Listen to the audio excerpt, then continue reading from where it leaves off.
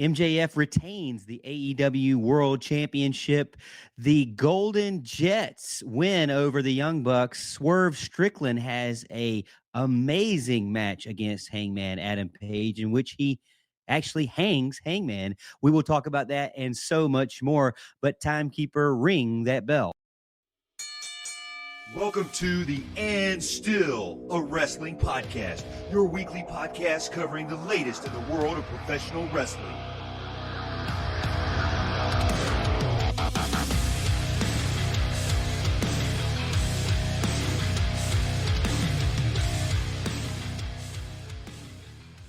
Welcome back into And Still a Wrestling Podcast. I'm Morgan, Big Casual, along with Kevin the Oracle and Drew the Authority, here to talk some more AEW wrestling and maybe some other things sprinkled in as well if we see fit. The biggest thing, though, is the Full Gear, the fallout from Full Gear, the recap of Full Gear, the grades of Full Gear, the thoughts, the emotional outbursts, and everything in between. Fellas, we didn't watch it together, but we all did watch it. At least, hopefully, I think we did. I know we did watch it. And again, overall, I want to get your thoughts on the entire presentation and promotion for the night, but also we'll look at the individual matches as well. We'll get it started and just kind of jump right in if you guys don't mind. But do you want to go individual matches to start it out, or do you want to just kind of give me a little summary of overall? Well, let me ask you this. I'll ask you, Kevin, we'll start with you. Overall, did you leave happy, sad, kind of indifferent? Just overall thoughts after that show. Boy, howdy, was F1 Vegas a shit show. Oh, going there already. Okay, we're going to go with But Formula One. You called that one pretty well. Or at least definitely I remember seeing like all the information I was getting about how first practice, of course, went. Yeah, that was a shit show. Yeah, the overall race was fine, but just want to take my Barry Horowitz moment before we kick off the Full Gear review. Regarding Full Gear, I'm going to go on record as saying I think this was AEW's best pay-per-view of the year thus far. And they only have one more that could top this, and I'm not sure how they're going to pull that off. Really? I was not expecting. Top to bottom, I was entertained. I'm the only thing I'm going to go in there is like I thought this was a more or less, I'd say this is about a 75-80% great pay-per-view. The closer you get to the top of the card, I'm probably going to have a lot more things to say, but we'll cover that when we get there. Yeah, we went into this, me especially, thinking this is a potential watch on DVR, and I'm glad I didn't. Granted, I was in a hotel room. I didn't see all of the pre-show. I only caught half of the Ring of Honor Tag Champ match, and I did miss the opening match. But what I did see the pre-show, it set up the whole MJF Adam Cole return. I thought it was well done. I will say that I never saw the swerve of taking MJF out in the title match of the main event to happen, and that definitely made me question and certainly want to watch the main event, not knowing what was going to happen. But Morgan, as I was texting you, you were freaking out, and I said, just wait. And sure enough, we got what we got, but we'll get to that. So yeah, I enjoyed the show top to bottom. I didn't think there was quote unquote a bad match. I mean, some were better than others. There's no doubt about it, but I was entertained for every match. So it's what AEW does, man. Like we haven't had them really produce a stinker of a pay-per-view yet. Like when they get to pay-per-views, they make sure you get your money's worth. A key thing I want to point out too from that pay-per-view that I wonder if you guys also noticed on there. Now, granted, I'll give credit to where credit's due. WWE can produce a bigger crowd than most other wrestling companies, but they'll stay off and on of that. AEW had a crowd for Full Gear where they absolutely came to watch wrestling. They were engaged from the start to the finish of that pay-per-view. Like, the crowd never really has a moment where they're dying down during a match. They were it's like that crowd may not be as big as some WWE crowds, but they were having the time of their lives. Speaking of crowds and ticket sales, this event this year was up almost 2,000 as far as tickets sold for the event. I think we're Good. somewhere around we're somewhere around 14,000 this year, whereas last year I think it was a little over 11,000. So So they gates are up making for full gear. progress. Yep, gates All up for right, full great. gear. So Morgan, to your question, I think we should go match by match. So with that Yeah. said, go ahead and set us up. Well, I do want to say F1 was not a complete crap show. It was an issue with the water valve cover That was that hilarious. destroyed Carlos Sainz's car, which he needed to have repaired.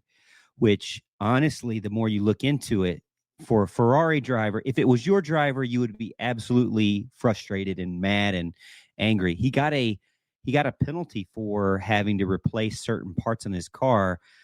Honestly, it's debatable whether or not everything that he replaced was damaged by that situation.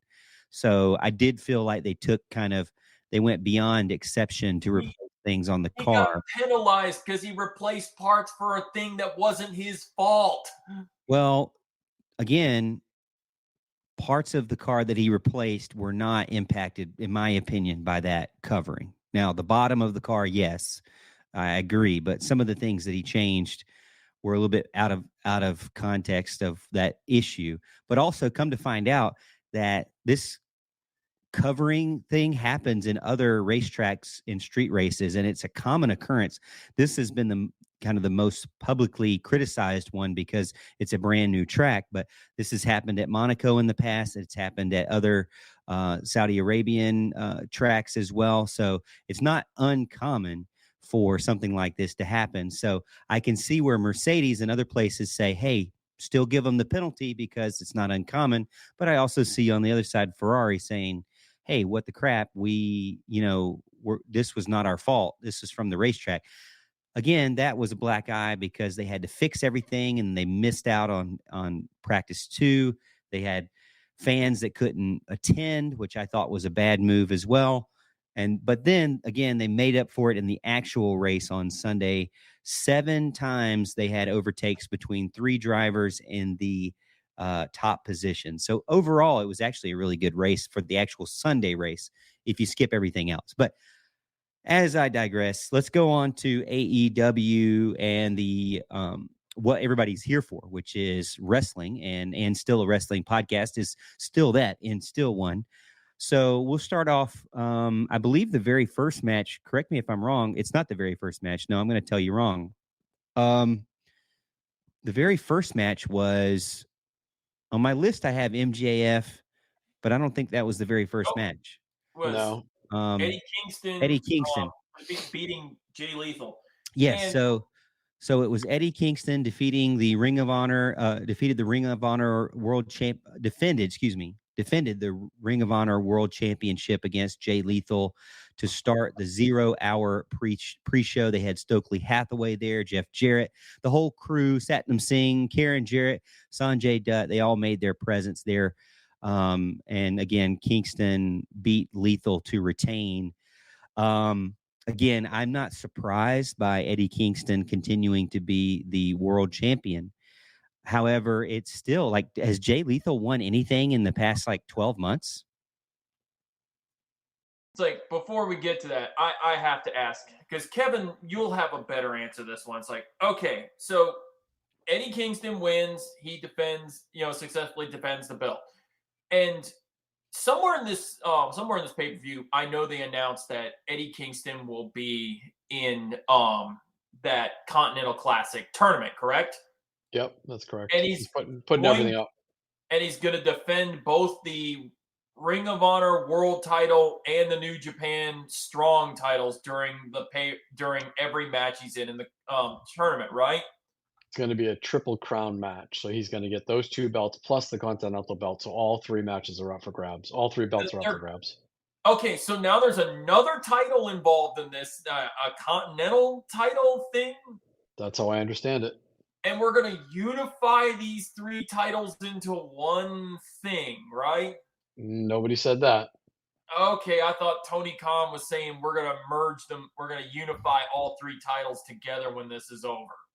That New Japan has his blessing or something like that. All right, if he said that, he said it in the scrum, and I haven't watched the scrum. Okay, check the scrum out because. Okay. And if I'm saying it's like throwing this out here though, if they're going to merge all 3 of those championships together, Ring of Honor is dead. Yeah, it does say it'll be the Continental Classic tournament will unify the Ring of Honor Championship, the New Japan Strong Open Championship, and create the new Continental Championship. So 3 different belts unified into the Continental Championship is what he's going to call it, which to your point will eliminate a Ring of Honor World Champion, which does sound like Ring of Honor is going to die. Yeah, because this is the part where I look at you guys and go, what? Yeah. He bought it for the tape library. I mean, that's really the fact that he's going to try to run 2 quote unquote federations. I think this makes sense. The fact that he bought it for nearly 20 years of tape library, because eventually he's going to announce the deal with Max Entertainment, so HBO Max. I think he'll have all the content he needs to compete competitively with the WWE. So I get it and I understand it, but yeah, I think Ring of Honor as we know it probably will never exist again. Really? And they got a pay-per-view next month. Yep. Well, Final Battle. Yeah. Yep. And the ticket sales are not good for that, from what I saw. Neither is TNA's Hard to Kill pay-per-view, which is like I think January. And man, nobody's killing it really in ticket sales right now except WWE. Yeah. Which, to that point, I read somewhere where people are, because of the changes in WWE, people are no longer fans in general. That this may be just one person speaking for the masses here, but I want to see what you guys think. But basically saying there are less people pissed off about WWE and the way it's ran and the way the talent is handled, and so they're less disgruntled, and so they're going back to WWE. And those people that were temporarily frustrated by WWE have given them a second chance because of all the changes, and they're no longer there anymore.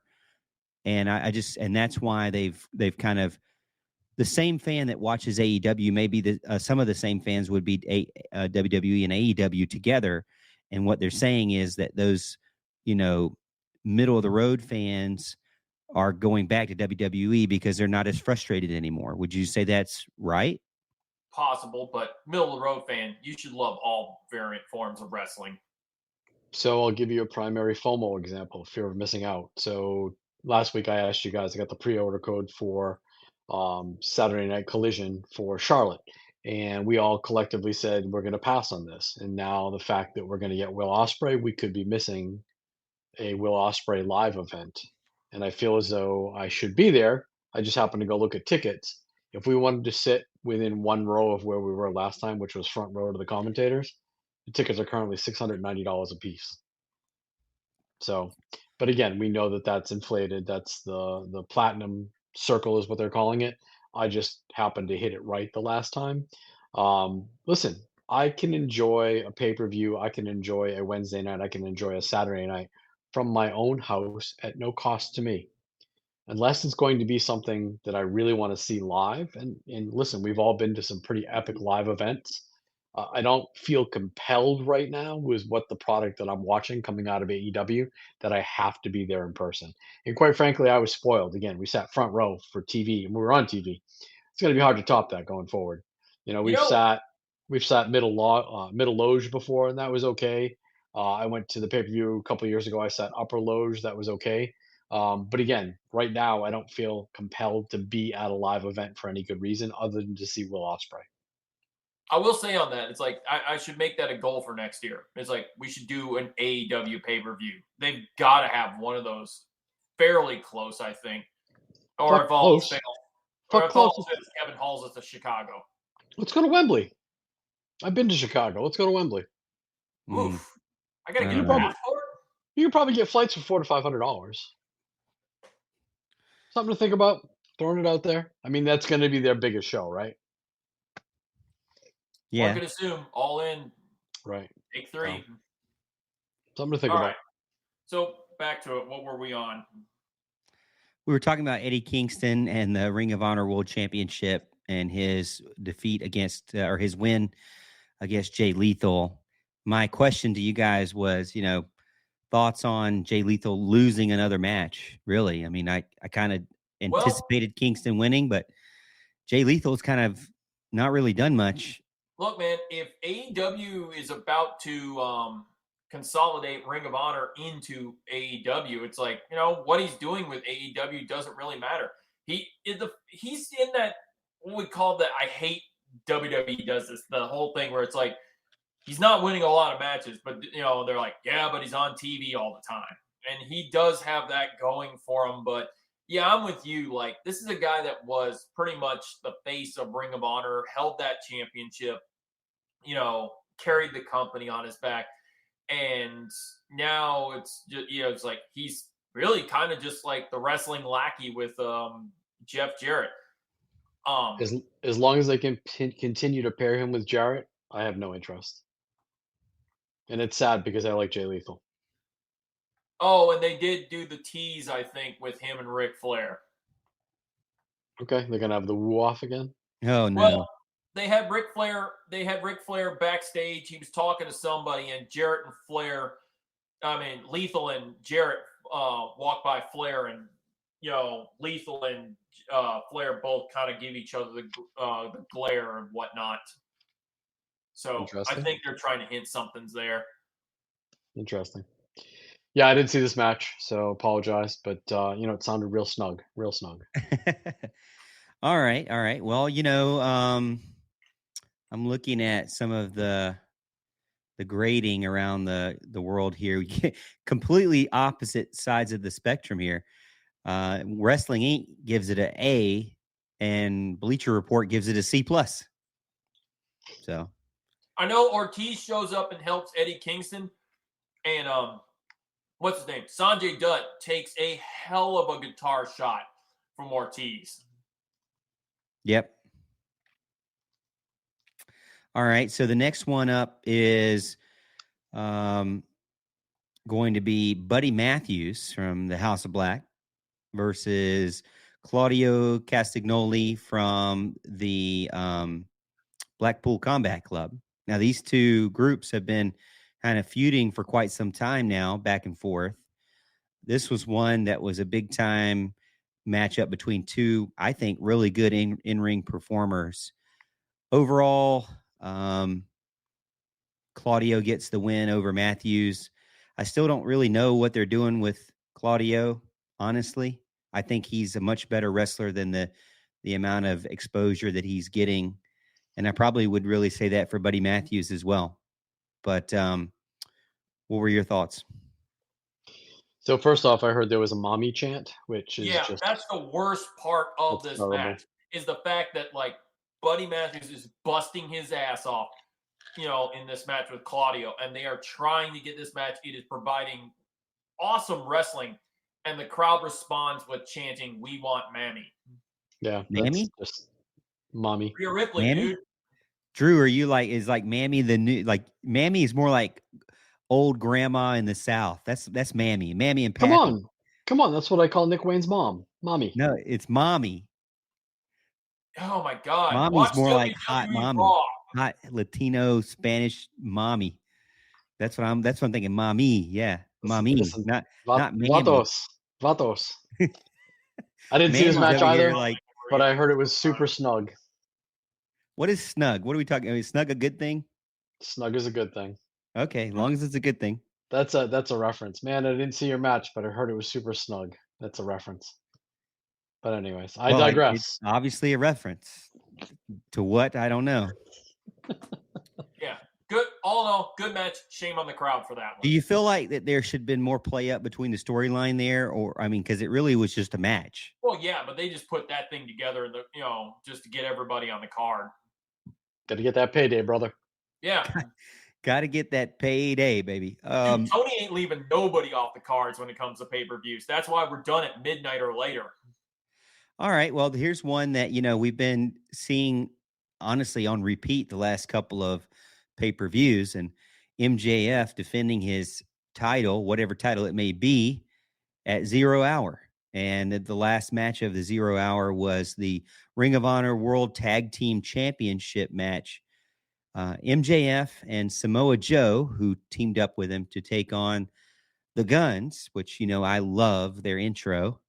And I think MJF Samoa Joe's good there too, because it kind of furthers a little bit of a storyline between those two guys.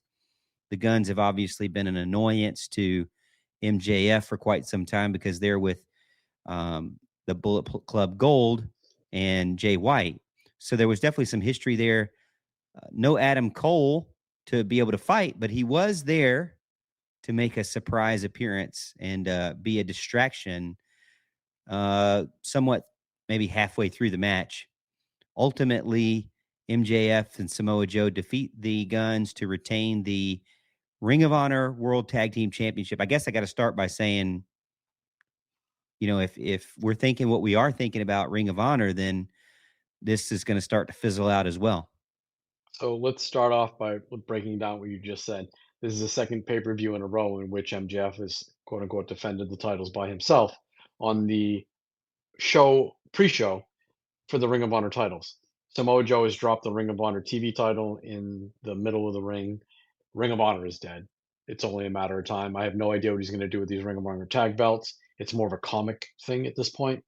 I will say no one ever expected MJF to drop the belts. And now that I say that, I think last week I said it's possible. But now that I realize Ring of Honor is dead, I don't see these Ring of Honor belts going anywhere. So not surprised that Samoa Joe joined him. They've been building to that for quite some time.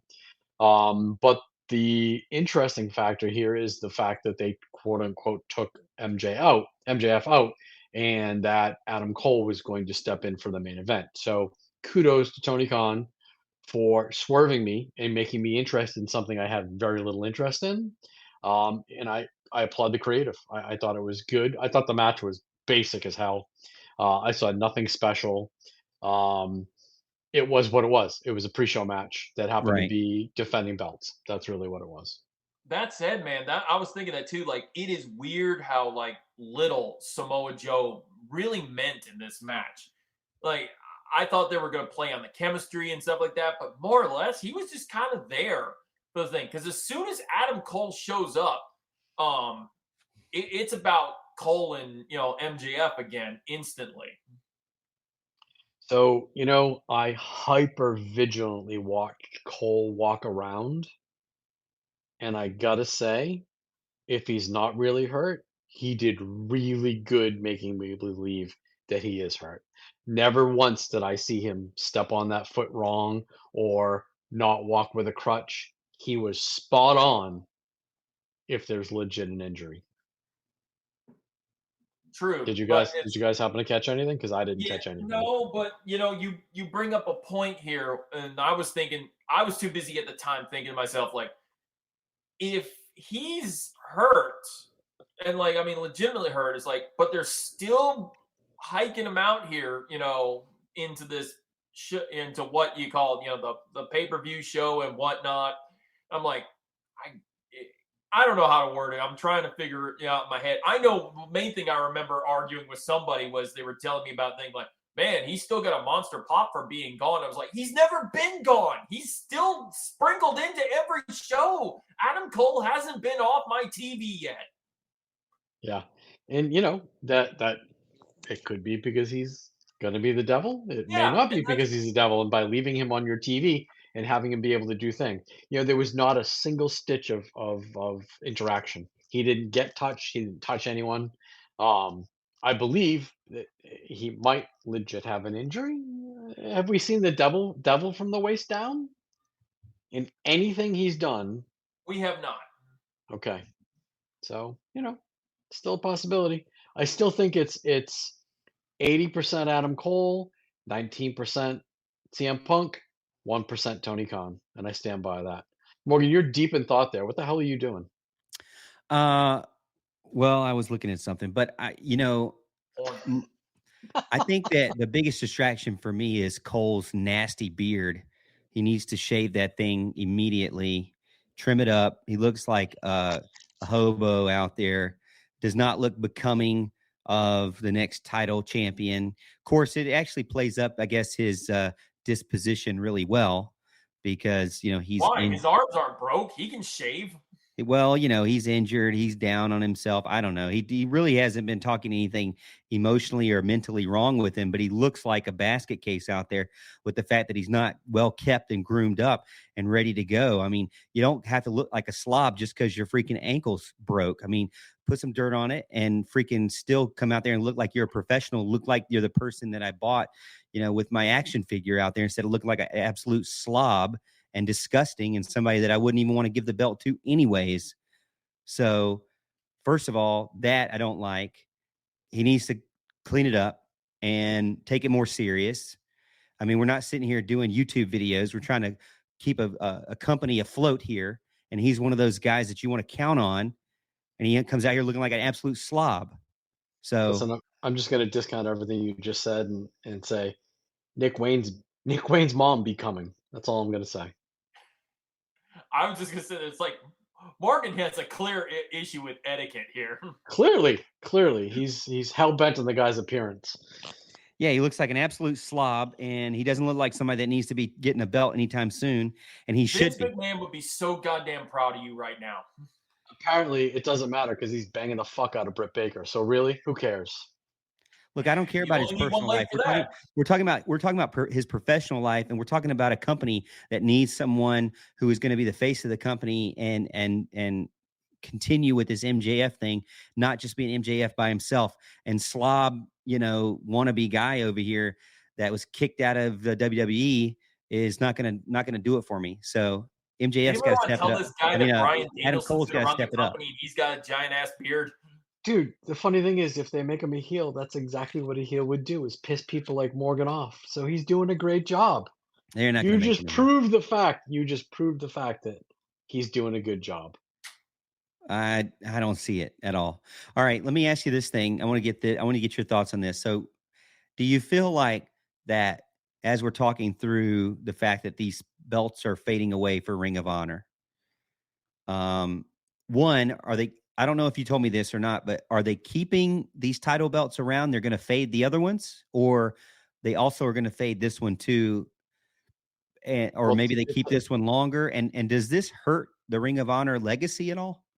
so there's no word on anything. This is all speculation. But the fact that Samoa Joe threw down the Ring of Honor TV championship and we have no answer to that, it'll be a week this Wednesday and there's been no follow up. The fact that we just heard they're going to merge the Ring of Honor World Title into a unified Continental title. Those are the only belts that are left are the tag team titles, and it just happens to be a comedy act with MJF and whomever steps in for him right now. So, in my opinion, it's certainly watering down the history of Ring of Honor, but Ring of Honor, as we know it, is essentially dead. So, Shibata, Athena, and the Mogul Embassy. What about those guys? like I said, Because I think there's I think still another couple set of belts that Ring of Honor kind of forgets they have. well, we do know they have one pay-per-view left, right? The end of the year is Final Battle. So you're going to have a reason to Final defend battle. those. Then maybe in the first of the year, when does the Continental Classic end? When are we going to get that championship, that champion? Does anybody We don't know? even know who's all in it. Right, exactly. I'm Um, guessing that when that ends, he's going to make an announcement where we're just going to roll it into one big family, but who knows? It says the tournament starts the week of this week on Dynamite. Finals happening at World's End. World's shit. End. World's End is December 30th. Yeah. 30th, yeah. Okay. Final battle it is. So I'm guessing that we're going to dissolve Ring of Honor that night, but that's just purely speculation on my part. But the Oracle's history is pretty good. So That's Give true. it to Danhausen. He'll use it. all right, let's kick off the show. First match.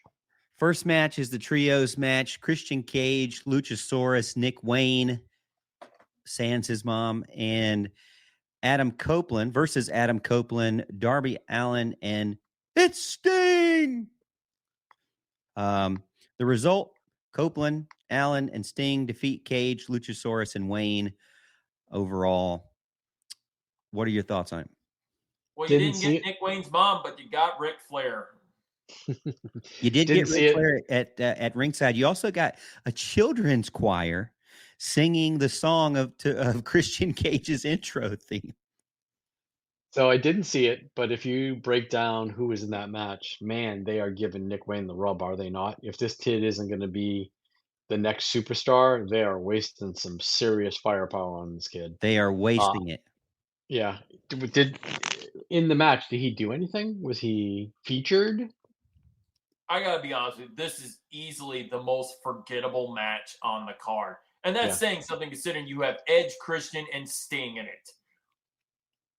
I heard But there was a hellacious bump. And, Darby and trying to kill himself and again. didn't they mention he was going to climb at this point? Didn't they say he was going away? You know, we keep hearing that and you keep saying it, but like that man just keeps falling off things on my television.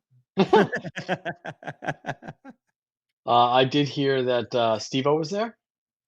Yes, he was. Okay, good. You know Yeah, what? If they didn't, I'm trying to remember if they had cameras on him for the Texas Death Match. If not, we missed the ball there. no, I think the only time he made an appearance was that match because I didn't see him for the rest of the night. And I'm just looking at results, and it said that there was a cameo by him. So, yeah, I don't care to even go back and watch this. I told you, I think when you guys asked for predictions, I told you I didn't give a shit about this match. I missed it. I missed it. So, I Any did come in. values on Sting's undefeated streak? I mean, he's about to be gone. So, any value on that? I don't know. I will say this: two things I will add from this. And number one, pretty cool to see Adam Copeland and Sting and all them in the face paint. That was kind of cool. Second thing, it's like at the end of the match, Sting going over to hug his son, who was in the audience, who is literally Sting from 1998. Speaking of which, I don't know if you guys heard, but Tony Schiavone had mentioned how cool it would be for Sting to don the blonde spiked hair for his final match, and apparently it's being considered. So I did hear that on what happened when with Conrad and Tony this week. Great podcast. If you don't listen, try to give it a try. It's pretty good. Look, But don't promote other podcasts on a podcast. Yeah, I don't really, I'm not buying into this whole Sting retirement thing. I've failed to care so far. So with that said, I did come in about 3 minutes into the Moxley Cassidy match. So if you want to go to that, I can speak to that. Let's do Well, it. let me ask you another question about this one. They didn't really fight or face. They really didn't have much interaction between Copeland and Cage. Think that's the right way of going right now, considering that's going to be a longer term storyline. Yep, milk it for what it's worth. Some of the best battles in history, the guys didn't touch for a year. It's true. Not wrong on that. Sabu and Taz didn't touch for a year. They had numerous encounters but never touched one another. So that built up, that pent up demand for actually seeing it happen. So I have no problem with that. No problem at all. I will tell you what I had a problem with this Moxley Cassidy match though, if you'd like to know. Yeah. Yeah. So the next one, AEW International Championship, Orange Cassidy, the champion versus John Moxley. Round 2 for these gentlemen. Ultimately, Cassidy pinned John Moxley to retain the title. And, you know, it was one of those things where you had mentioned to me that he needed to beat John Moxley in order to solidify the fact that he is the champion, the rightful champion of that. Orange takes down one of the top guys, in my opinion. Obviously, it sounds like, Kevin, you're going to give it a low grade. This was another one split. Bleacher Report gives it an A. Wrestling Inc. gives it a D. So I'm gonna make a reference and let's see if Drew can figure it out. When did Moxley become the Ultimate Warrior? The Ultimate Warrior. I know what you're talking about. He didn't sell a fucking thing. Yeah, last week when that was the whole point. Like they even did that thing. What was it on Dynamite where he gets Orange Cassidy hits the flying orange punch thing, and it's like he just shrugs it off, and it scares the crap out of Orange Cassidy. He took 5. Yeah. Everybody else has been taken down with one, sometimes two. He no-sold the beach break. He no-sold the orange punch. I wasn't a fan of this match. I think it was a D as well. They didn't tell a very good story. It, to me, just made me think like Ultimate Warrior, and honestly just made me want to spit. I was so pissed. This match had one purpose and one purpose only, and that was for Orange Cassidy to exercise his demons by beating John Moxley. They accomplished that. I will say this, that if they had put this higher up on the card, more importantly, if they had put this later on the card beyond a certain match we're going to get to, I think more people would be crapping on this match. Yeah, he took 6 orange punches and he no-sold 5 of them. I'm sorry, that's just bad performance. If I was Orange, I would have laid one in for real. Now was I didn't I came into Tony Storm. I kind of skimmed through these first matches, but was Moxley concussed during this match? And When isn't Moxley concussed? Seriously, Yeah. he's got a problem, right? I He was mean, probably bleeding in this match too, and I from don't some of the remember it. stuff I'm reading is that they were assuming that Moxley was actually supposed to have won the match. No. No, Oh no. no. That would have been the dumbest answer they could have done. This match had, like I said, this match had one purpose, one singular purpose, and that was for OC to beat Mox. If Right. they didn't go with that, they screwed up royally. I agree. Yeah, I wasn't a fan of this match. Next. So I'm guessing when Moxley, so I guess Moxley beat him, but then dropped the belt quickly because of a concussion, and it went right back to Cassidy. I guess is kind of What the. do you Yeah. read? Were you Oh, yeah. I'm like, I thought you meant in the He's match. recapping here. Yeah, No, yeah, it okay. wasn't during the. Yeah, I thought it was during the match what they were talking about, but they were No.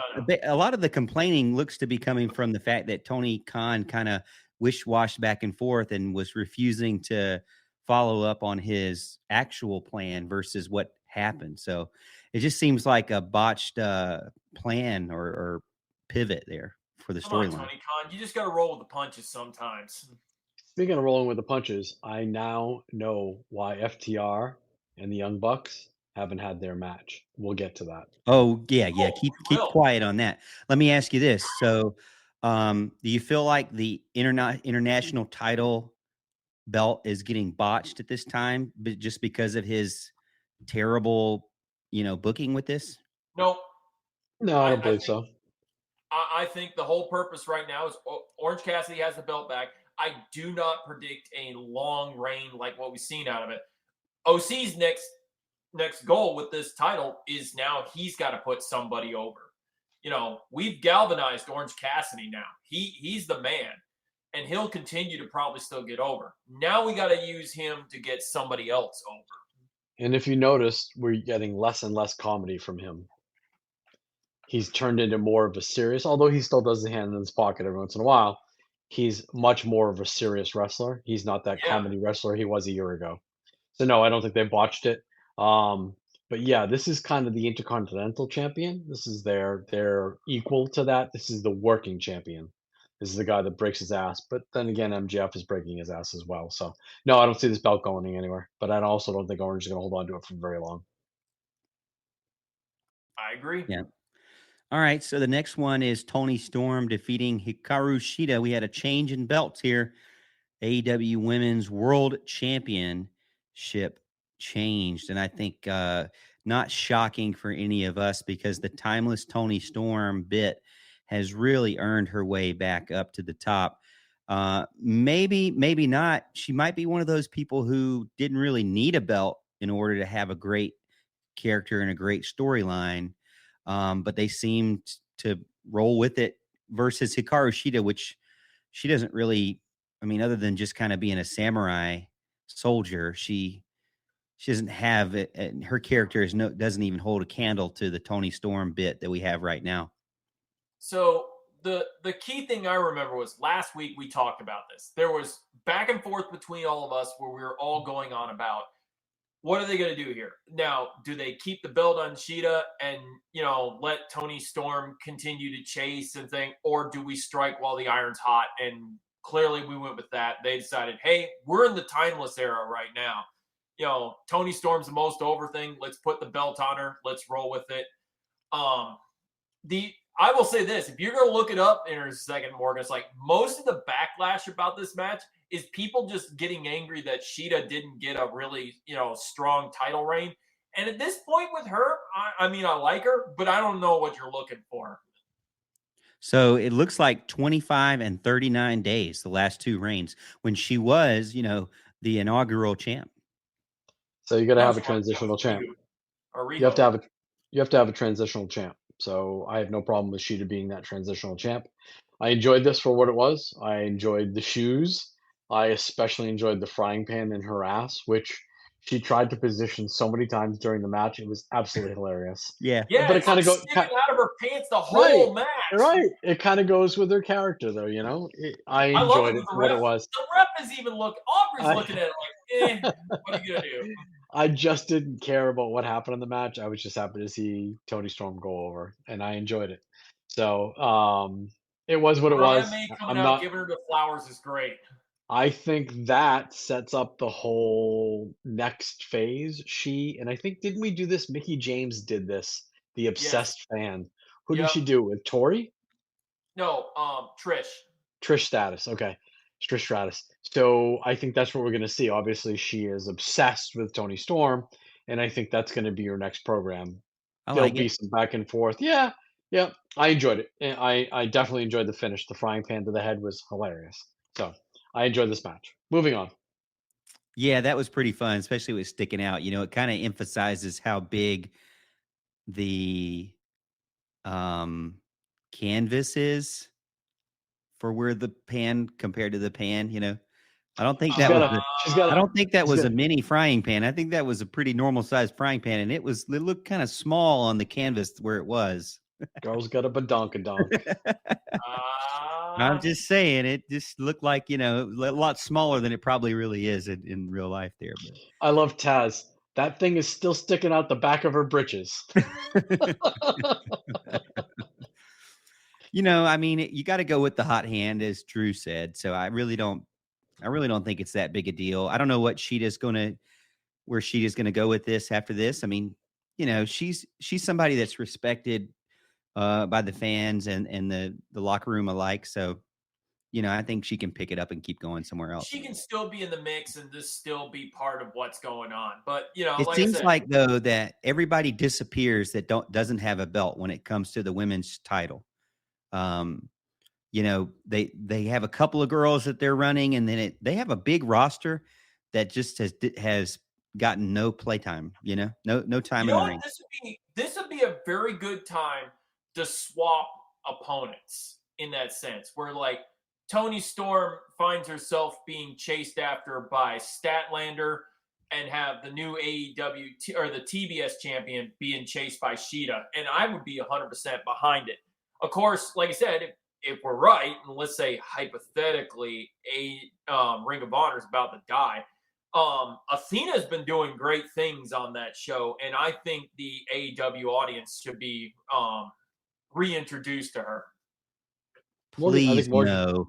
I think Morgan's having a seizure. Did you see that? His eyes were rolling in his head. Please, no more Athena. Oh my God! Why do you hate Athena? She's not. She's not selling tickets, man. I can't. No.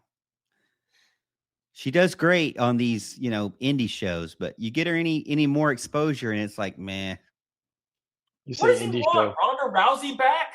Because we can get you Ronda Rousey. We're gonna get that. All right, you just hold your horses. We're gonna get that. Oh, please. Indie show. Every time I hear indie show, I think about how you're chomping gum on the air. Indie show. Yeah, well, I had to match Drew's sucker. All right, so next up is, let's see, what's next? Where am I? Okay. This is the ladder match. The bell rung and everybody went crazy. Ladder match for the AEW World Tag Team Championship. Maybe this is where you give us your information that you have, because this had LFI versus the champs, Ricky Starks and Big Bill, versus FTR versus the Kings of the Black Throne, the AEW World Tag Team Championship 4-way ladder match. And let's be honest real quick. We all got this prediction wrong. Yep. No one expected Starks and Big Bill to retain. And None of us every called time I've that. seen a ladder match, I think, my God, that's the sickest ladder bump I've ever taken. But every time I see a new ladder match, I get a new, God, that's the sickest bump I think I've ever seen anyone take. There was You some referred to crazy Brody bumps here. King attempting Yeah, murder the there? Drolistico, yes. Yes. Dude, was that ladder supposed to give? Because I'm pretty I sure think was so, supposed but to it didn't. Yep, and it clearly didn't. My goodness. There was two hard ways in this match. Dax Harwood, and I forget who the other person was that was bleeding, but Starks, I think Starks is going to be a player in the future. He's just got that charisma. He commands the match. I thought it was good. I did not expect them to retain. Roosh continues to be an absolute animal. I think for the first time for as long as I've known and watched Dax Harwood, I saw him back down and kind of beg off because I think he was just a little too stiff for him. It was very, very good. And can we just quickly talk about Friday night and the fact that he got chopped so many times that he was bleeding from the chest? I mean, Yeah. god damn. What does that feel like? And then to have a match the next night and have the same thing happen to you. Like, what is your pain threshold? Like, how do you Probably not don't want to know. how do you not back down? Like, how do you not wince? I don't know. And listen, I'm sure where were they? They were in California. When he got in Yeah. the shower and went to take a shower that night, I'm sure you can hear him screaming in Texas. That has got to hurt. It has to hurt.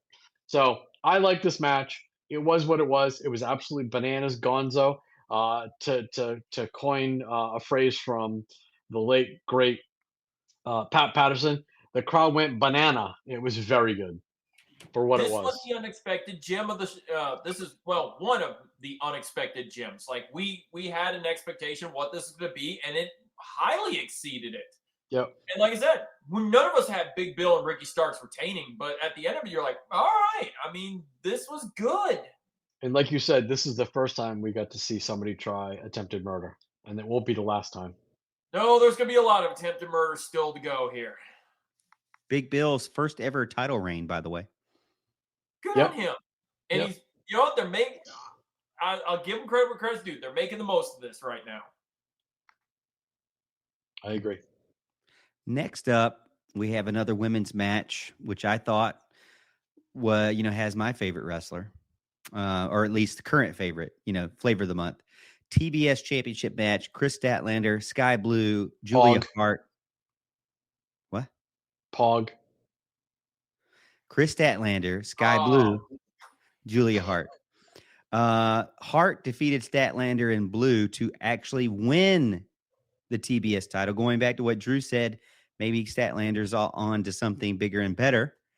But Julia Hart now, another wrestler, who did we say earlier kind of put in the work and is getting rewarded for it now?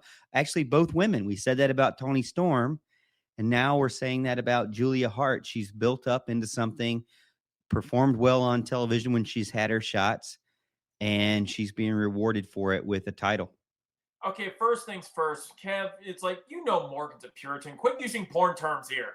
It's like, second of all, it's like, yes, I was actually genuinely happy to see Julia Hart, and getting that one right. And she's vastly improved. And it kind of actually surprised me because I thought for sure Malachi and Brody, if they went over in that match, I was like, okay, well, that means Julia Hart would win. And then when they didn't, I was like, well, maybe they'll keep it on Statlander. It's like, I didn't feel like we were going to take a chance on Sky Blue yet. But they definitely gave her a new ensemble, a new look, new entrance and stuff. So they're definitely into fleshing out her character for sure. Where is it going? Because I thought she was wearing off of the bad. And now she's like, her makeup got worse. Yeah, no. She is not wearing off the bad. Willow Nightingale swore off being a villain, but you can clearly see Sky Blue's embracing it. I saw a move executed to perfection, better than any other match from any other wrestler in the code blue. I thought it was outstanding when she pulled that off. Wasn't a code red, it was a code blue. And I think that was the best move of the night, not just the match. Giving them credit also where credit's due. The finish of that match was beautifully executed. Yes. Well Timing done, was ladies. spectacular. Spectacular. Yep. Hey, listen, you know what? This is 2 matches now from the women, in the past 2 weeks that I've said were very good. This was the second one. So, kudos to the ladies. They're turning it around. That's what they need to do right now. Yeah. And Julia, she's got such a small stature, but there have been many women, WWE included, where you see these girls like that and they just can't, they look awkward in the ring. They're slow. They're just not taking bumps really well. They try to avoid any kind of pain. Not so much with Julia Hart. She likes to get in there, get scrappy. She does things off the top rope. She tries different moves. She does moves that I think that, her body type shouldn't be doing, or maybe more often than not is adverse to doing. And she's doing them and hanging in there with Chris Statlander, who is much bigger than her. Even though they still protected Chris Statlander, and didn't make her pin her. So I'm assuming maybe that means that she's going to get a rematch. I don't know, but they Yep. protected Statlander, and kind of weird that because we really don't know the direction of Sky Blue right now, that she would get pinned, because I feel like she's kind of on the positive as well.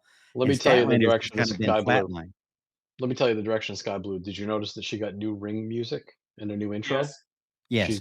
She's going on. There's no doubt about it. She will recover from this. Oh, remember she dumped the ball cap and put on a crown. So definitely new look for her.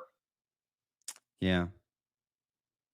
She's going to be on TV a lot more, so enjoy it. All right, before we get into the big time matches of the night, there's 3 matches left. Let's do this day in wrestling history. We need like a sound bite for that. But anyways, all right, you ready? You're the producer. November 20th. Yeah, that's true.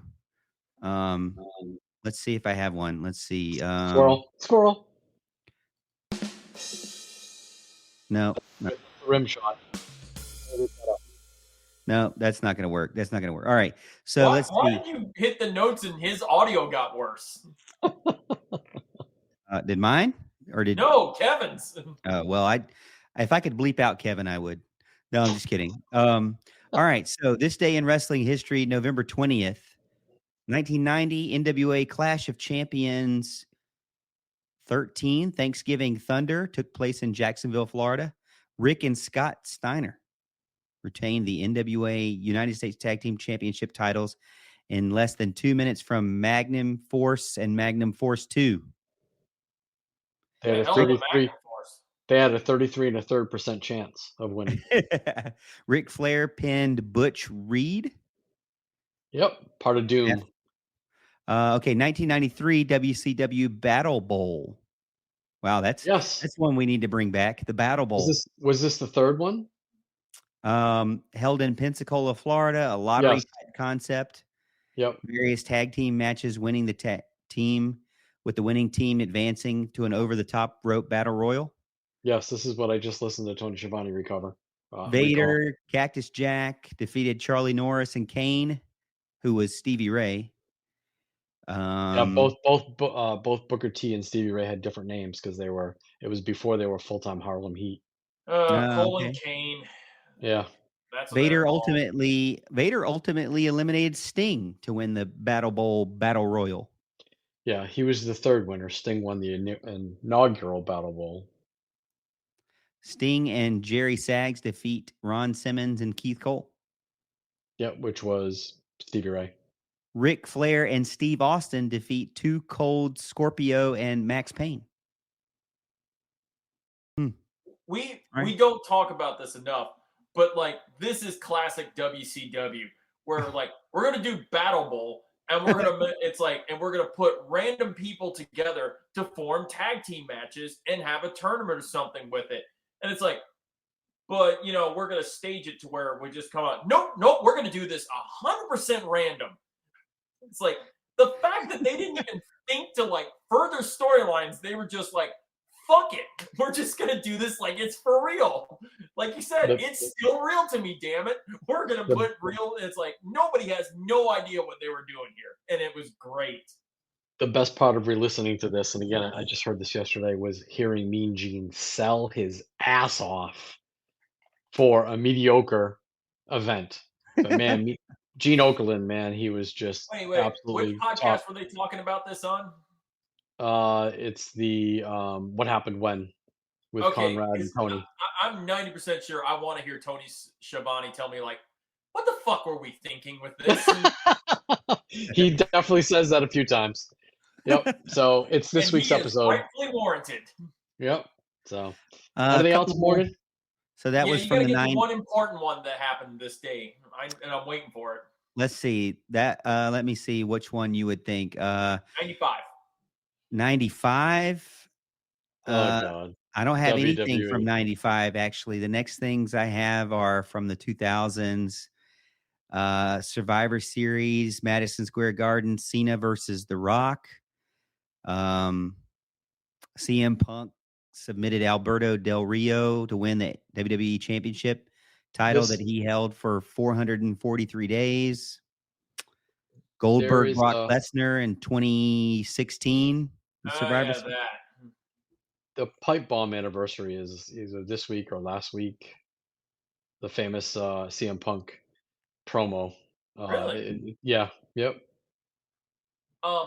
What I was getting to, the one that November 20th, 1995, that showed up on my one, that it's like one of the best well executed angles in WWE, where Owen Hart does the kick to Shawn Michaels and Shawn collapses in the midway through the match, and they stop the match and have to escort him out, and they play it off like it's this shoot moment that like Shawn is legitimately hurt, and they're, referencing the infamous him getting his ass handed to him by a bunch of Marines, which apparently the number goes up and down depending on what year or time, it is.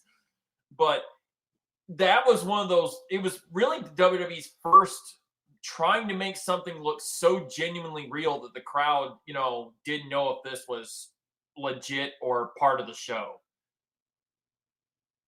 Go back and watch it.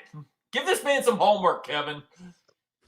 So I will say that this day in history, if it was 2 days ago, AEW announced Will Ospreay is All Elite, and I think that is an epic slap in the face to WWE.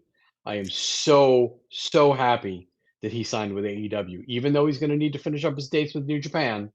I am so looking forward to him leading the next year into AEW and just having some marquee headline matches. My goodness. We're going to get Will Ospreay and Bryan Danielson. We're going to get Will Ospreay and Sammy Guevara. We're going to get Will Ospreay and Kenny Omega. We're going to get Will Ospreay and whoever else you wanted to put in there. You cannot give me enough Will Ospreay in his prime right now, and I'm so happy we're going to see that in AEW because Tony's going to let him do what he wants to do, and I am super psyched, so happy for him. Is it a slap in the face of the WWE? No, but is it a major get for AEW? Absolutely, it is. This is a big signing they managed to land, and I'm with you. He's probably going to do a lot better work, here in AEW for the time. The best way to look at it is you landed probably one of the best, if not the best wrestler in professional wrestling right now. So why do you think that's not a slap across the face of the WWE? Because everybody wants to go to the promised land, and he's not going there. And we know they were interested. We know that he was in negotiation with them. He hired Barry Bloom, which is a major agent for many people in the industry. Because the WWE thinks they've got the greatest roster of all time right now, probably. Even with or without him. Yeah. They have an aging roster, but I don't know about the best. They were able to put on possibly one of the best matches of the year, and that is Swerve Strickland defeating Hangman Adam Page in a bloody duel, but one that was extremely satisfying to watch if you're a wrestling fan. Two guys that absolutely went after it and gave each other all they had. And ultimately, Swerve Strickland showed that he deserves to continue his push to the top and, strap a rocket to him, as they say.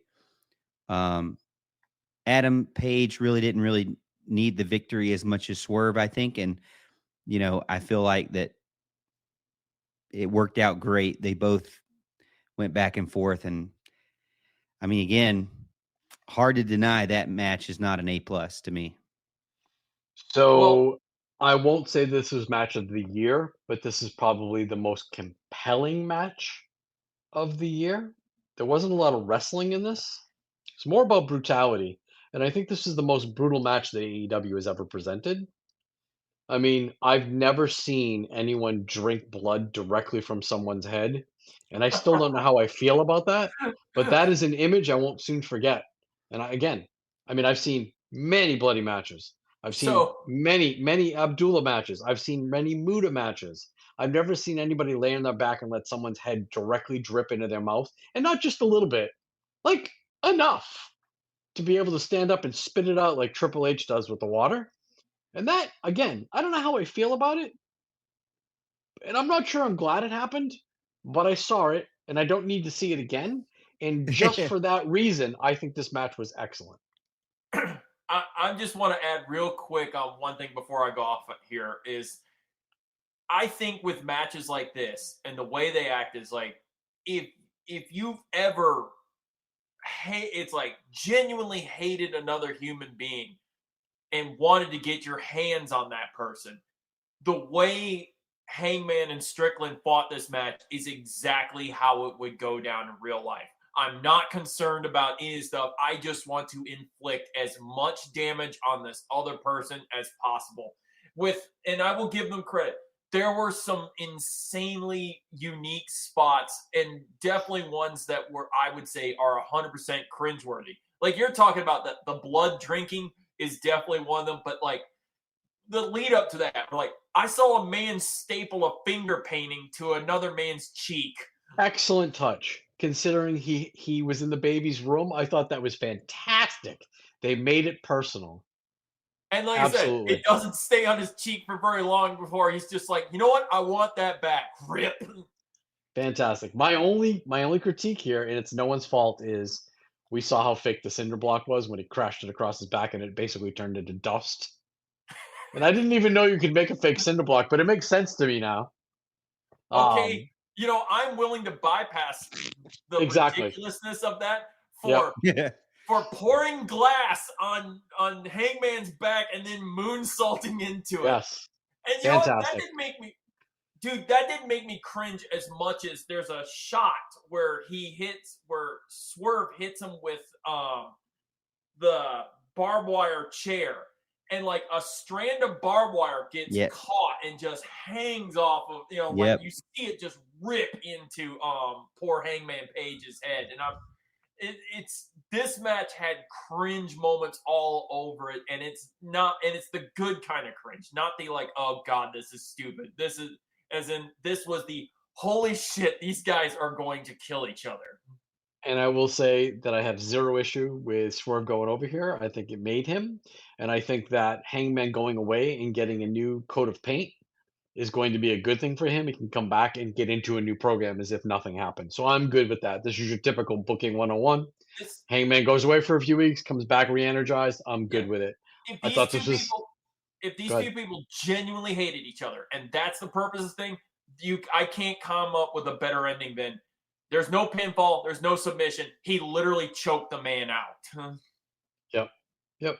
So, like I said, all around A+, brilliant match. This is exactly what we wanted. Hung the Hangman, right?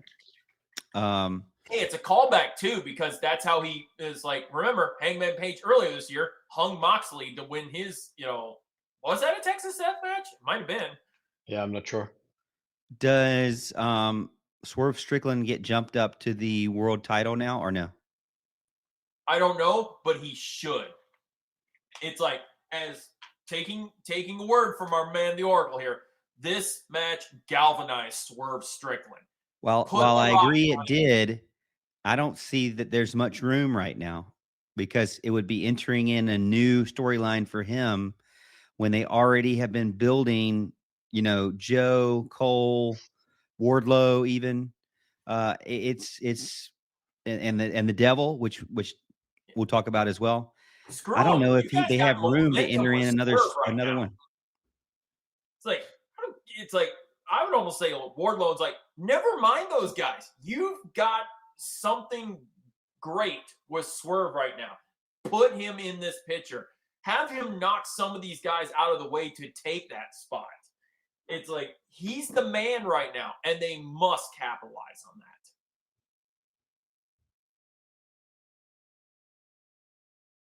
An awkward silence. I know, right? Like, I was wondering if the Oracle had anything for that. Do you think Adam Page is better in victory or defeat? Again, I think he needs to come back with a new focus. This was a very quick program for him, and he made Swerve, so he's kind of like in no man's land right now. So we need to reestablish what his role is in the company and where he goes from here. This is a great chance to reset him and figure out something new or something better for him to do. But give him credit for credit's due. He did a fantastic job. I know we're going to talk all great about how great Swerve on this was, but Swerve had a great dance partner for this, and Hangman did a fantastic job with this.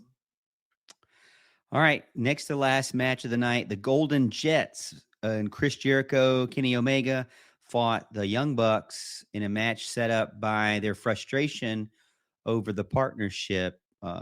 Winner gets their opportunity at the tag titles. If the Golden Jets win, they get the opportunity at the tag titles. If the Bucks win, then the Golden Jets have to disband forever. I think we all assumed the Bucks would win this one, and it went the other way. Post-match, the Young Bucks just threw a childish temper tantrum, and seemed to be doing some things on social media, talking about they're going to take time away. Seems to be kind of embracing this bratty, sore loser type of persona. Not sure how I feel about it yet, but definitely kind of a shock to see Omega and Jericho win this one, right? So are the Bucks going away? Yes. This is my least favorite match of the night, and I think I'm just tiring of seeing Jericho fight top talent and us expecting that he can still hang with them because I just don't think he can. It was a typical Bucks match. There were a couple of highlights with Kenny, but I really felt like Jericho slowed this match down. But I understand why they did it, and that is for long-term storytelling. It's clear that the Bucks are heel, turning full heel. They've asked for time off. They're not going anywhere. They've got a 3-year contract that they signed 4 months ago with Tony Khan. They're going to get repackaged. The person that put out the message saying that they're going to take time off and that we should respect their wishes in this time was who's their little lackey, Brandon Cutler. Brandon Cutler took the message out. They are no longer doing, and they haven't been for over a month, BTE. They've just been doing short reels for YouTube, and they're replays of what they've showed before. If you've noticed, that channel is now taken over by Cutler and who's the guy that owns Pro Wrestling Tees? Ring of Honor. Cole Cabana. They're just doing man on the street kind of interviews with people in the crowd, and they're showing their matches. So BTE, as we know it, is pretty much done, but they're going to go away. They're going to get repackaged, and it will be interesting as to who they come back with and who they align with. Does anybody in Don Callis' family form a tag team? Excuse me. We see him do a makeshift tag team, right? Wouldn't it be interesting if he took the Bucks under his wing just to stick it to Kenny? Don't we? It's like true. That could be the thing. It's like also I thought tag team is like, what about the other guy from Aussie Open? Does he count or? It's just makeshift. All right. So, I'm okay with this. Again, it was what it was. I didn't think there was anything spectacular. Um, Kenny got the win, which I'm okay with. We're kind of building him again, but I also have no problem with the Bucks going away and coming back full heel. The whole tantrum at the end played into the whole children angle. So that makes the internet happy and the marks happy. So I'm good with it overall. I thought this match actually exceeded my expectations. It turned out to be a better match, but like I said, I came into this match kind of being the one where I was like, do I care? Not really, but watching it was like, I'll give him credit where credit's due. It was a good match. I did dig the spot where you weren't sure who Omega was going to hit with the V trigger. Like he thought he was going to hit, Right. Jericho with it, and then he ends up hitting. Was it Nick? Did anybody see Jericho blade his arm? No. Neither did I. And I don't think it No. was hard way, but they did the spot where they put it between the stairs and the ring post, but I don't see how that would cut his arm. But I didn't see him gig his arm, which was kind of interesting. So that means two things: either he didn't do it, or the cameraman missed it on purpose. Which is, hey, good for them. Yeah, I didn't notice the arm. I see a picture of him with blood everywhere Mhm. on his arm, but didn't really notice it during the match. Last one up, the main event. It's time for the main event. This is the moment where I'm just going to put the asterisk right out here. Don't try to find logic in an illogical sport. Okay. This is Adam Cole versus Jay White, because Adam Cole had to take his place because MJF was injured in the match prior to or previous end of the show for the AEW World Championship. Now, obviously, didn't really make a ton of sense because in the past, if you couldn't defend your title, how would you have somebody stand in for you? You'd have to relinquish that belt. So it kind of didn't make any sense. I think anybody over the age of maybe 5 or 6 or maybe 8 would probably say this doesn't make any sense. And this because is not it doesn't. because it doesn't. But Adam Cole obviously comes out in a boot. He's And on playing it up really crutches. well. And he doesn't get a chance to fight because, of course, hit the music. MJF comes out and is going to actually defend his title belt. Ultimately, MJF did defeat Jay White. And as we mentioned, I think in the text message, in a very long storyline, honestly, over many, many weeks, it ended in a pretty much clean win from MJF. So All right. a lot of confusion on social media, what they're doing with Jay White. And, he was undefeated at the time before this match. And he was somebody who was thought to be able to come in and be someone who could be a real threat to the title. And really, most of it has been him being a pest. Not to me, Bullet Club Gold has come off as just a pesky team that has no substance to them. Some of it was funny. Like I like Card Blade. I like that one. I like, the gimmicky stuff. But for Jay White to be a guy who as a casual, I was always told, like, this guy's pretty ruthless. You're going to like him. He's going to be up there in the Omega level. Maybe that was too much. I don't know. But he kind of came off to me now after all of this as just, kind of not a lot of actual substance to him. And to me, he's much better than that. So really didn't feel like it did very good for him.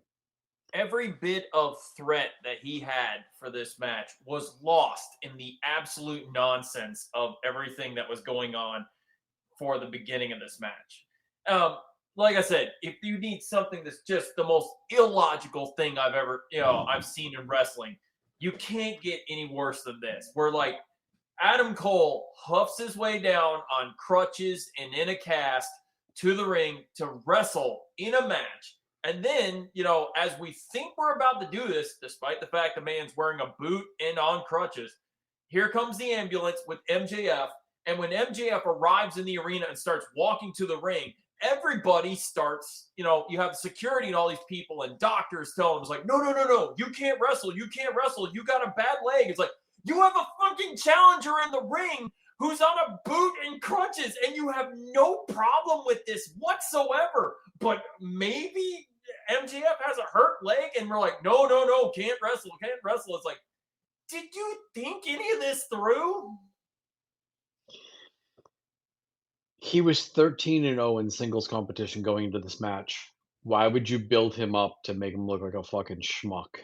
Yeah, it's like as soon as MJF says, like, he's like, he's an injured leg, but he's going to do the match. And I'm like, it's like, Jay White's going to get fucked over on this whole thing here. And then you have, like, it's like, oh, yeah, it's like MJF's leg is hurt. Sure, he's, thing. What? He's performing a bulldog from inside the ring to the outside. It's like, I'm 90% sure he got hurt. That was a great spot. And he went over the top rope to land that bulldog and then took it on his hip when he landed. Yep. Damn good spot. Dislocated it from what I heard. Damn good spot. I gotta hand it to MJF. The funny thing was I listened to 2 episodes of the Shivani show, and one of them was from 2018, and they were talking about MLW, and they were talking about Brian Pillman Jr. and this new kid MJF, and how they thought he could be a future star. So that was kind of interesting. I don't have much to add. I don't understand why this was overbooked and they did what they did. Hopefully, this is going to somehow play off in the devil angle. I don't know how they're going to get there. And I'm sure, just like the two of you, I was waiting for something to happen, and then the credits rolled and they went dark. So, the good thing was the crowd was behind this match, even though it was a fucking schmoz and it made no sense. And yes, unless Jay White is just on a 1-year contract and he's going to the WWE next month, this made no sense to me. Oh, hey, it's like, I'm with you. Like I said, this match I thought could maybe do something for Jay White, give him something where, no, this match did him zero favors. This match was about Adam Cole and MJF, and he just was the guy that happened to be, in there. And like I said, and he's just, it's like, he was just never going to get a chance. We knew he wasn't going to win. We all knew he wasn't going to win, but I didn't think they were going to make him look this bad, losing to a guy that has one good leg, even it's like whether he faced Cole or whether he faced MJF. Was there any real interference from Bullet Club Gold? I mean, you got this gang of guys that don't even help you. Yeah. Didn't the jabronis, the 2 guns, come down? Yeah, the guns were there. Yeah. I mean, they were down there, but they didn't really seem to be very much involved. I mean, could you screw him over anymore? How much more do you want to bury the guy? Yeah. Well, I'm saying, he, with all the help he had, with the fact that the other guy is injured and then he still loses, it just makes it look worse and worse. I will say the only positive I can come out from it is I'm sticking to my theory on this one, because they were all, after the match was over, everyone's like, wow, I thought we'd see the, devil make an appearance on this thing. And I'm with the crowd of, like, the devil was there. He was at ringside the whole time. So you think it's Adam Cole? It's like, or at the very least, that's what I think they want me to believe. I think I'm onto something with this whole Jay White doing a 1-year contract deal. Oh, you think he's out? I think he came in for a year. He came in February. I'm wondering if he signed a 1-year deal and is not going to re-sign. That seems weird, because it really seemed like after CM Punk bailed from Collision, like they really wanted to make him a big focal point of that show. Something to think about. It is definitely something to think about. Well, that would make sense why they wouldn't want to give him the belt for sure. Mm-hmm.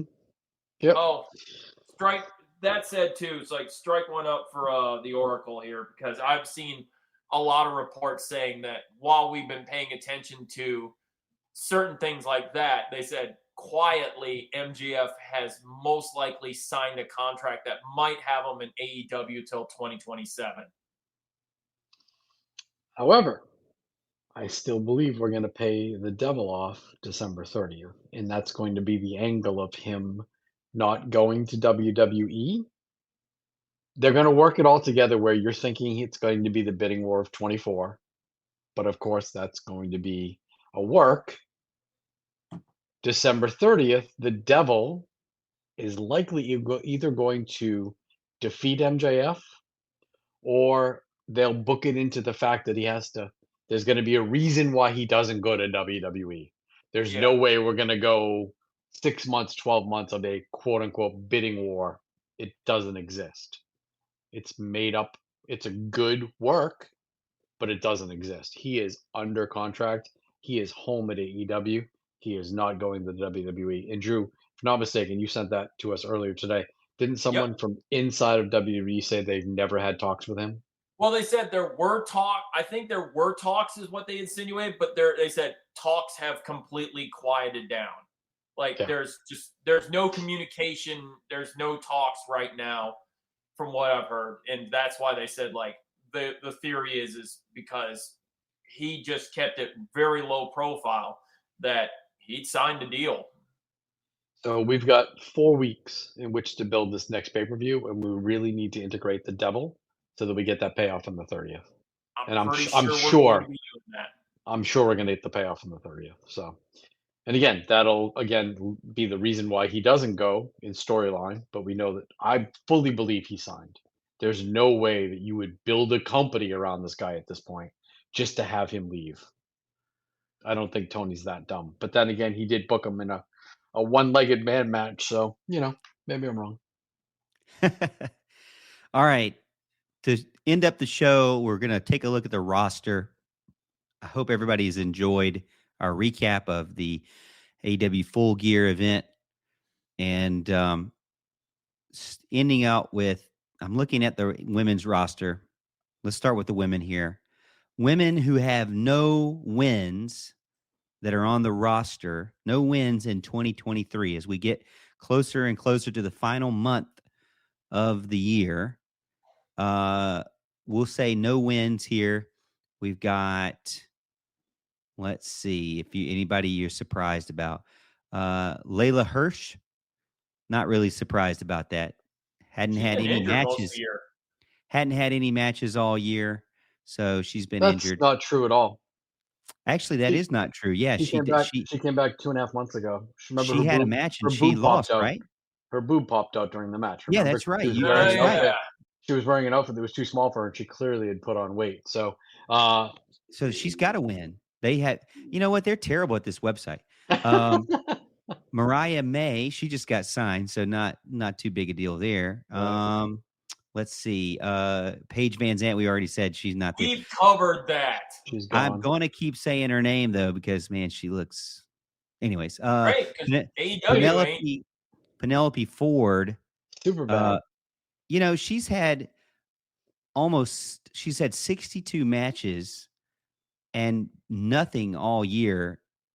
I mean, has she been injured? I don't know. I mean... She was injured, but she's been... Majority of this year, I think she's been healthy. Another one that's got a ton of matches and nothing is Rio. I don't know the deal with her. She's got 55 matches, but she's 6-2 in this year, but really hasn't done much the last part of the year.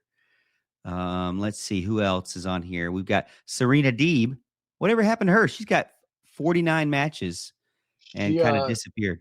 She had like a falling out with Tony Khan, apparently. She wanted to be featured more. He didn't want to feature her, so she kind of took a powder even though she was under contract, and then she was quote-unquote injured, but she's back now, but creatively they don't have anything for her. Then we have Thunder Rosa, 71 matches, nothing in 2023. She's a commentator now. Yeah, we know why. Let's see if there's any guys here with 0 wins. Stokely Hathaway, I don't think that's shocking. Doesn't count. Stu Grayson has 1. You know, another weird one, Scorpio Sky. He's got 83 matches under his belt, and he's 1-1 this year. Like, Where's he why aren't been? they? Is he been injured? I'm sorry, who are we talking about? Scorpio Scorpio Sky. Sky. I thought he He, came back. he definitely had some matches this year, I mean, and then I he got and then he got hurt. yeah. Okay. Last little thing that I sent you guys. I'm not really seeing a ton of men who don't at least have one win on this list. Ryan Nemeth. Nick Camarado doesn't have a win. Anthony Agogo. Let me see. I'm looking going from bottom to top. Agogo. Yeah, he has a win this year. Okay. He still works here? He just came back. Wow. I mean, He's given up boxing. Angelico has no wins this year. That's Angelico to you. Vatos. Excuse me. Angelico. I didn't want to say hell. Really? Colt Cabana 0-7. Boom, boom, boom. Colt Cabana. He does oh. more backstage than he does wrestling these days. Last thing I wanted to throw out there. Don't wrap me up. Don't wrap me up. Stu Grayson 0-1. Last thing. Dolph Ziggler, formerly known as Dolph Ziggler, is he coming to AEW? There's a picture out of him backstage. Well, you know why? Him and his brother did the comedy show before the matches in LA. That's not the first time they've done that. It's called Hunkamania, and it's Dolph and Ryan. They do stand up. So that's not the first time he's done that. Yeah, I fully expect Dolph will be here. I think some of the steam has been taken off with the Will Ospreay signing. So I think if you lay low on him until he's not up until the middle of December, if you announce that right after the first of the year, I think we're good there. Yeah, absolutely. Like you've got the Ospreay signing right now. I'd let that all smooth over first before you announce. Oh, by the way, here's Dolph. Yep. Or excuse me, Nick Nemeth. Yeah, I guess I can't use Dolph. Listen, just in musings, I did start watching The Wrestler on Netflix, and it's okay. I don't think it's spectacular. It's booked like a wrestling match. They're making the owner look like a heel. I also don't believe the seizure he had on camera was real. I think it was just for storyline. It's okay. What? I don't think it was real. That looked pretty gruesome. He didn't do anything. It was like Max Headroom. It was like I was stuck, just like I'm doing right now. You think you would fake a seizure, though? I do. He's been with them for a couple of years. He's never had a seizure, but now he's on camera and mic'd up and he has a seizure? Yes. Do you think he'd fake a seizure? Well, this man hasn't watched world-class championship wrestling before. So I think didn't they get on to Brian? Didn't they get on to Brian Danielson for doing it, for his convulsing? No. They did. No, they did, because they told him not to do it anymore because of his prior history with concussions. So they said it was bad, poor taste for him to do his little convulsing thing. Like I said, you've never seen Fritz von Erich do his thing then. On Christmas Day. Unbelievable. So don't worry, they're making a movie about it and you can catch it then. Yeah. I'm 4 episodes in, and Hollywood Haley J is absolute white trash, and I can't believe that Tony Khan gave her a shot. Yeah. There is another girl, and I'm blanking on her name right now, that they've used. Haley. Nope, Haley is the Hollywood girl. Damn. I think the other girl has got a better shot than this Haley J girl. She is just absolute white trash, and I'm surprised that Tony Khan gave her a shot. She was supposed to be on Busted Open on Friday, and she was under the weather, unfortunately. So they have yet to have her on, but they were talking her up only to find out that she wasn't going to make it. So I don't know if they're going to bring her back. Listen, if the girl was legit sick, then I apologize. But looking at her, I gotta wonder. So. All right. Well, this has been an extended and still a wrestling podcast. We had a ton to cover, and I hope you had fun listening to us. And Give us your feedback over on Spotify. We always appreciate it. And until next week, this is And Still, a wrestling podcast. I'm gonna go cover Nick Wayne's mom.